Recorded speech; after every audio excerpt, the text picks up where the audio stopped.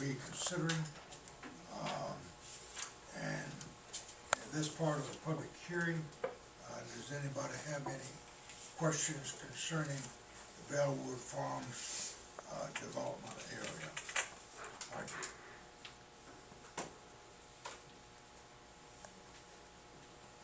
Anybody? If not, then we will declare the public hearing closed and open the meeting of the Industrial Development Board of the City of Morristown to consider the project. Call the roll, Madam Secretary. Mr. Bivens? Mr. Coley? Mr. Crane? Here. Ms. Deneau? Mr. Fishman? Here. Mr. Hale? Present. Mr. Horn? Here. Mr. Perky? Here. Mr. Ramsey? Here. Mr. Rangel? Mr. Smith? Here. Ms. Snyder? Here. Mr. Swan? Here. And Ms. Wiggington? We have a quorum, the meeting is called to order. You have before you the summarization of the meeting of the Industrial Development Board of the City of Morristown held on Tuesday, October the 26th at 8:30. Is there any questions concerning those minutes? Move that the minutes reflect that they were reviewed. I'll second the motion. You've heard the motion and Second.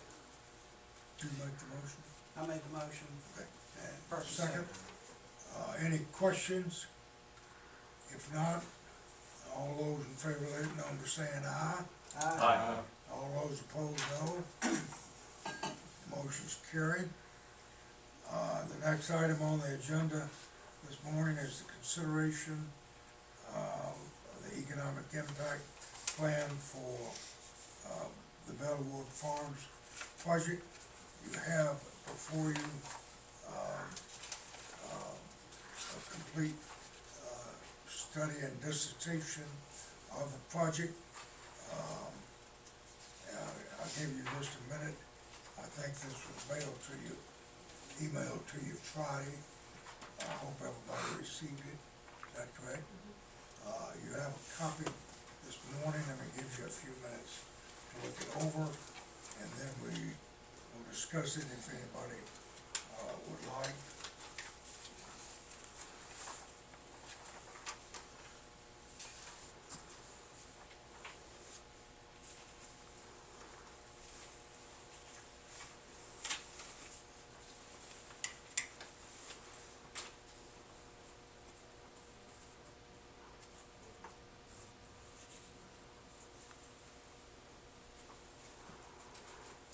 Mr. Chairman, this will go from here to the legislative bodies, I guess. Yes. If the board approves it, then it goes to legislative body. As the plan area, the last time I think you said you were talking with the citizens. So does it go from Bellwood Road all the way up to the red light there at Ingalls now?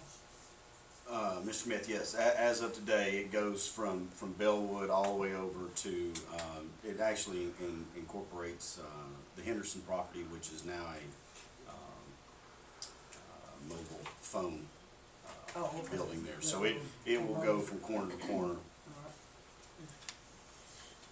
So the 42 acres encompasses that. Marshall, refresh my memory on the, this thing has a 10-year maturity, but that's kind of misleading because doesn't the 10-year period begin once a piece of property is brought in and it's 10 years on that piece of property? Correct. Yeah, is that right, Jay? And I can let Jay, because we do have some new members, Mr. Fishman, if Jay could go through it, kind of, I don't want to say page by page, but kind of give us the legalese of it. Sure. If that's okay, Chairman. Yeah, so this is the economic impact plan, which is required under state law to authorize a tax increment financing. And there's certain items that have to be included within the plan. There's a description of the project, which the last time we were here for the initial meeting, we kind of went through the project, but they expect to do it in 2 phases. First, the frontage area on the road will be retail shops and restaurants, and then the second phase will be further back off the road will be the hopefully the grocery store and the big box retail. On the second page, Roman numeral number 3, you have to identify the boundaries of the plan, which we've done. The very back page has the map, so it shows it going all the way. It has all the tax parcels outlined on there. Goes all the way from Bellwood over to the light, as you just mentioned, and then we also have the actual tax parcel numbers listed on the page prior to that on Exhibit A. So that describes each of the tax parcels that'll be in it. Roman numeral 5, expected benefits to the city and county. So we go through and summarize the expectations of what are the benefits to the city and county of this development if it gets fully built out, and then it includes estimated number of new jobs and new local sales tax revenues that would come off of the project. Roman numeral 6 is the actual, goes through the mechanics of how the TIF will work and how the incremental taxes will get allocated each year. Section A, the city and the county, if this is approved by both governing bodies, they will always keep the base taxes, which are the amount of taxes that are currently coming off of the property, and then the amount of taxes that are actually allocated is 75% of the increment. The board's policies that this board's adopted before, if you do a 10-year TIF, then you typically only give 75% of the increment to the developer. The remaining 25% are retained by the city and the county. So the city and county will keep that 25% plus the base taxes. Plus, there's another concept in the TIF statute that requires the city and the county to retain the debt service portion. The county designates each year the amount of the property taxes that are designated to pay the county's debt service on its bonds and indebtedness to that amount. If it's greater than 25%, the county will actually retain more than 25%. And then the city doesn't have to designate it by state law, but the city has discretion on how they calculate it, the debt service portion. And so again, the city will retain that amount. So in this particular instance, fully developed tax revenues on personal property is gauged to be close to $1 million. So it'd be $750,000 that the developers can retain, and the city and the county pick up another 75 of that, because currently they only have like 175 for the base plus the debt service. That's correct, right? Right. And today they're collecting $21,000. Yeah. So when we're talking about paying for a jail and community center, that's a significant new contribution to the community that wouldn't happen otherwise. But the debt service is only applicable to what the debt service is today, not future. No, it can vary each year. Oh, it can go up? Yes, sir.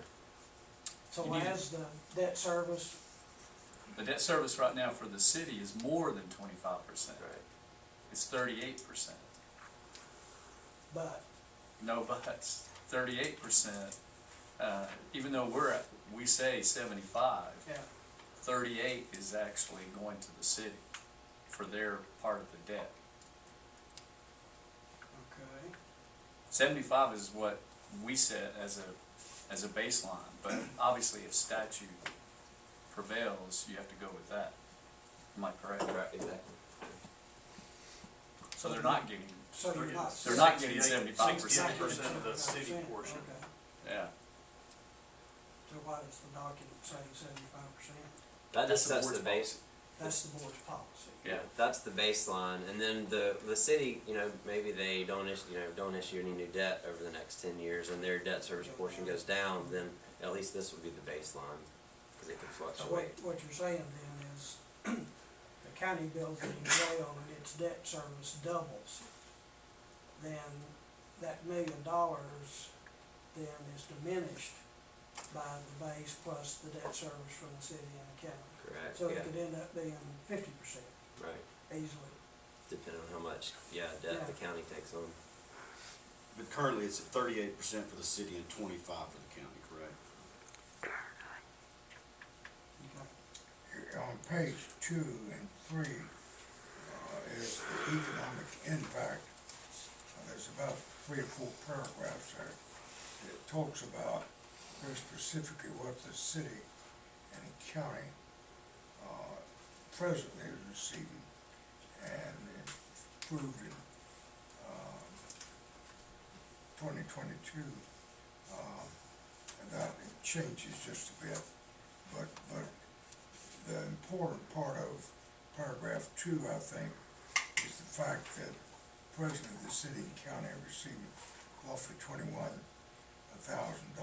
between 2, and with the development, the estimates are there of what the improvement would be, and the city and county doesn't lose that money in the process, what they're getting now. I'm going to say that again, they do not lose what they're getting now on the potential is listed there as to the city of $220,000 roughly and $278,000 for the county, or $500,000 once the project's developed. Mr. Chairman, I mentioned this last time too, sometimes in the discussion of TIFs, it gets lost about all the sales tax and all the other taxes that arise out of that development too, that gets lost in the discussion. Basically, they're anticipating $1 million, Yes. roughly, to the city and county that is not there now. That's all in that section 5 of paragraph, page 2, page 3. Quite an economic improvement of that particular piece of property for our city and county both. And if I remember correctly from our last meeting, the retailers you're speaking with now are new to the area. They're Yes, sir. not There's no relocations. relocations. Not relocations These within are the all area. new tenants.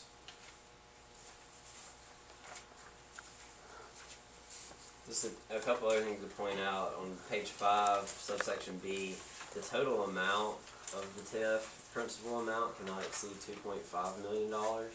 And so, if the economic impact plan is approved by the IDB and the city and county, and say just rough numbers, maybe they are expecting, when they go to secure their financing, a bank says, okay, we think you're gonna get $750,000 a year for 10 years under the TIF. Even if that income stream for 10 years would support more than $2.5 million, they're limited under this plan to only borrow $2.5 million. And again, as you may know, the actual note or bond is issued by the IDB, payable from that $750,000 or so a year, and the bank will loan the money to the IDB, and you grant it to the developer to help with the infrastructure costs on the front end.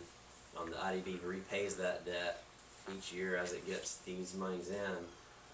If for whatever reason there's a shortfall and the TIF revenues don't pay the debt stream, the IDB has no obligation. It's your liability is solely limited to the allocated incremental revenues.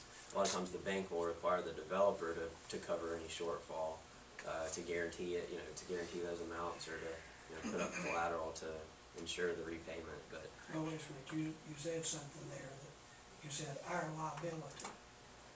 right, the IDB's liability. The board has no liability. Right, exactly. Other than the incomes, other than the allocated taxes. I think it's also worth noting, don't forget, the investors can loan the money themselves rather than seeking outside debt. Yep. But again, at this stage, we're just approving the basic terms of the TIF. the developer would, assuming it's approved by the city and the county, then they would go out, try to find a bank or maybe an investor to loan money against the TIF, and then, they would come back to you to approve the terms of the financing. It's supposed to be a tax-free obligation. It can be, you mean like a tax exempt, it can be. Can't be. If the bank or the investor requires additional collateral, like a guarantee or a deed of trust, other collateral, then it cannot be tax exempt, it'd just be a taxable loan. But if they do it just solely secured by the incremental revenues, then it can be tax exempt. Jay, the structure of this TIF is similar to previous TIFs that we've done in this community. Is that a fair generalization? Yeah, I think definitely the more recent ones. I think the one for Merchant Green had a little bit longer period to allow the multi-phase development to come online. This one, they have, it will be 2 phases, so they probably will have, the frontage parcels will probably develop out first, so they'll start the 10-year allocation period for those, in the next hopefully year or two once they get those built out. If the second phase is developed, a year or two later, the 10-year allocation period for that phase would commence. But they have the ability to start the 10-year period anytime within the next 5 years. And if they need an extension, they could come back to the board. But I think there's some, there's always discussion of how long do you give the developers to commence that allocation period.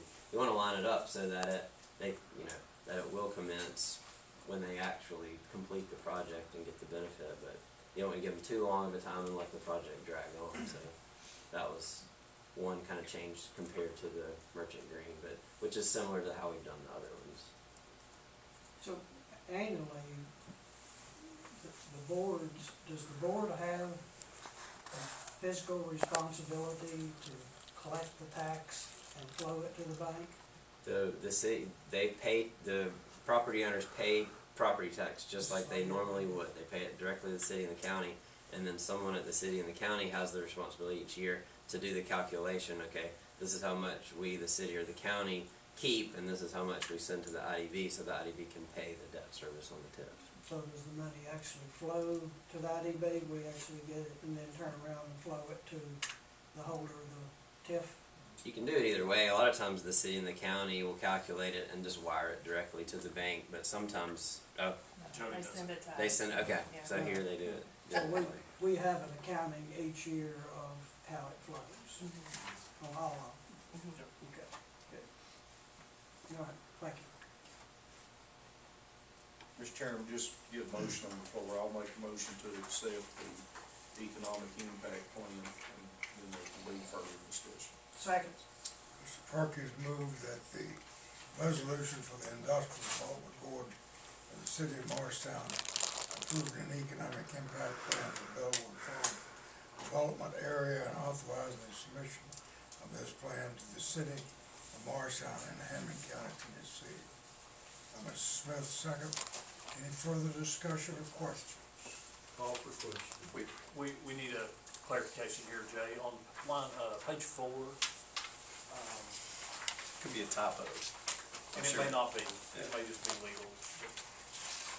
Were you talking about your additional 5 years, the word by? Should that be but? Sorry.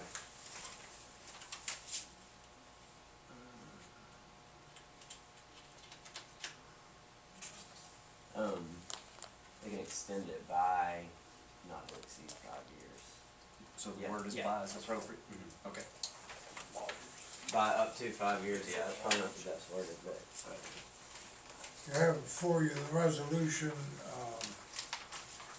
that, it was just been presented, and we had a motion. Any further discussion? If not, the question is called for. Call roll, Madam Secretary. All those in favor, let it know by saying aye. All opposed, no. Mr. Parkey? Aye. Mr. Ramsey? Yes. Mr. Smith? Yes. Ms. Snyder? Yes. Mr. Swan? Aye. Mr. Crane? Aye. Mr. Fishman? Yes. Mr. Hale? Yes. And Mr. Horn? Yes. Motion's carried, so on. When, do we have an estimate of when this will go before the city and the county? I'll have to check the advertising requirements, but it will be in December. I've got roughly December 7th for city, December 16th for county, something like that. Is that to give you time for the notices? 7th to 16th, 7th would, and the county doesn't meet the 16th, so, okay. You gonna take care of the notices? Joe, you'll, yep. Anybody have any other questions? Any other business come before the board? I think I told you all last time, I wasn't here, but you all viewed a few of the companies that were looking at the former Schwann's building in the Airport Industrial District, or heard from those guys. The company that got that was the Brainchild Creative, that does the mascot uniforms and some of that. So, just wanted to make you all aware that that's the new manufacturing company that'll be in the airport park. They're the ones that do a lot of work for Dollywood, right? And I think we talked Greenworks announcement as well in the former GE building. So, When do they, have you heard any more concerning, I know they're moving equipment around, when do they plan to kind of get next going. year again? They're saying by March is their hopes to start making product. Anything on the, other building, We have an asking price, is it 8.5 on LoopNet, have you seen, on Lear? I think they're asking 8.5 million for it. It was an investor group, they just paid $5 million for it a month ago. It's a little aggressive. It'll probably sit there a while at that price.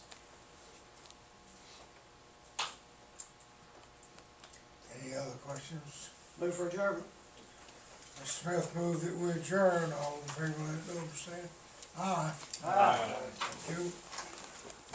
Thank you all for coming. No, we just sit here. I've never heard of it. I don't wanna go to that.